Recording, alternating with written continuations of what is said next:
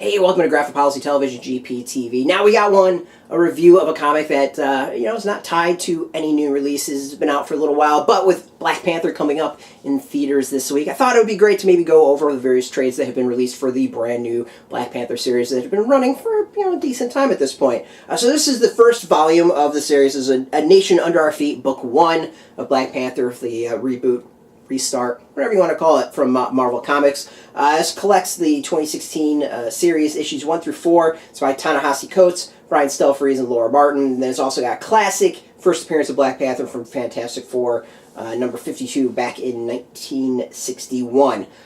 Basically, this is a restart of Black Panther. He's a character that kind of had his own series off and on, and this is, so far, going pretty good. It's gone on for much longer than initially, I think, announced, and has been selling pretty solid. Ta-Nehisi Coates is a very interesting writer to take us over, not really someone that I necessarily think of for prose writing. He's done some amazing journalism, some kind of just books about like socio-political issues, but he's been a long-time comic book fan, so Marvel decided to pick his very brilliant brain and allow him to have some fun with Black Panther, and what we get is a very political comic. What a shock from someone who has a very political background.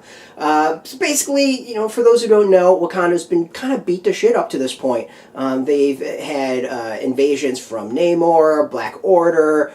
They've just been kind of like roughed up for quite some time, and people are getting a little pissed about things. So King T'Challa is back and trying to deal with his country and rule, because he's one of the few characters that is a superhero and also rules a nation, Namor being kind of the other version of that. So he's rich, he's smart, he's got tons of technology, he's athletic, he kicks a lot of butt, and he rules a nation state. So it makes him stand out from a lot of the other characters out there. Dr. Doom would be another character who rules a nation state, or at least ruled a nation state. So he's got to balance that, and that's what Ta-Nehisi Coates really focuses on with this first volume, setting up all the pieces of the puzzle for things to come. And that's good and bad. So there's a lot set up, there's a lot going on, there's a lot of puzzle pieces, and Ta-Nehisi Coates isn't necessarily a comic book writer, so you can see him kind of picking up and learning as he's going on, and I think the series has improved much more the further it's gone along, partially because he doesn't need to do as much setup as he has, and I think he's kind of getting into the groove of things of writing comics over time. So, this first volume is a little choppy. When I first read them when they were single issues, wasn't super impressed with it. I was actually a little bit let down just because the writing style I thought was just a little stilted. And still that up to this point, but since, I kind of have a bigger idea as to where things are going with the series, I kind of appreciate it a little bit more, and it's not quite as rough. So I think this is actually a series that reads better as a trade than it has as single issues. Him diving into political aspects of it, I think, are absolutely fantastic. He really sets things up, gives you a sense as to why the people are angry and why they want to rise up against their king and their kingdom. And let's face it, Wakanda's it's a kingdom. That's not a very democratic thing, and there's issues with kingdoms. Even when they're a benevolent king like him, things aren't necessarily copacetic all across the nation, and that's kind of what Coates dives into. So it's very interesting, kind of basically setting up a lot of different puzzle pieces to lead to revolution. So, we're going to go in every single day and check out each volume and kind of discuss these things. I think it's kind of a fascinating thing. I'm doing my best not to spoil it, because it reads best when you're going in blind and not knowing everything. The art by Brian Stelfreeze, and Laura Martin. Stelfreeze is a fantastic artist. And there's some spotty things here and there, really nitpicky stuff, but generally, I dig what he's done. It's a little bit different of a style than we've seen kind of in some of the past Black Panther comics. There's kind of I don't even know what to call it. We've seen it kind of elsewhere, but I think it's really emphasized here of this not being necessarily just a costume he puts on, but this techno-organic thing that works over him as far as a costume. Trying to find a good example. Yeah, we kind of got it here down in the corner. Very kind of organic with Iron Man and his suits over the time. there's other things that I really like about this, and it's one of those that kind of like, how much do you want to really spoil? Basically, he does something with the Wakanda's warriors that I think are really, really, it's different and solid, and I like with the I'm gonna totally butcher the name because I always mispronounce it. The Dora Milaje. If I mispronounce that, sorry.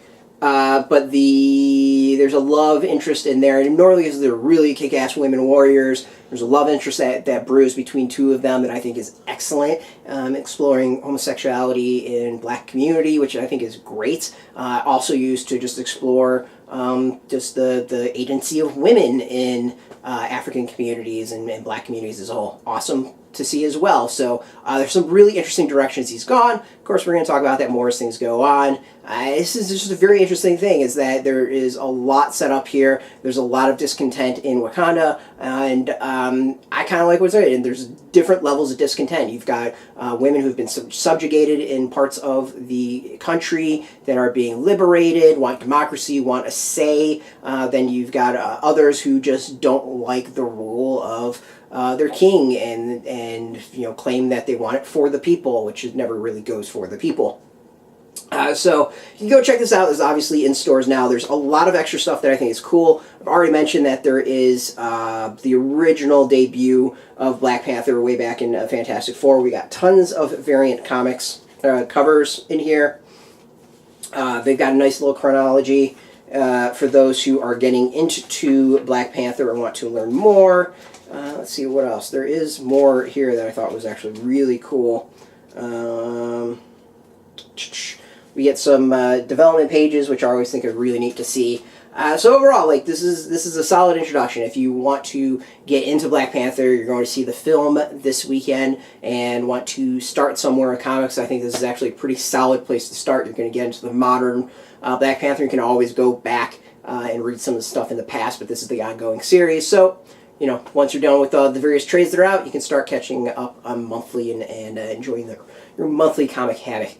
So go get this. This is in stores now. As I said, collects issues 1 through 4, and then Fantastic Four number 52. It's $16.99. Go hit up your local comic book shop. If you don't know if you have a comic shop near you, there is a link beneath this video. You put in your zip code. It'll tell you if a shop's near you. If you don't have a shop near you, you can go and use one of our affiliate links. They are affiliate links, so we do get a small percentage of that. But by doing that, you help support our site.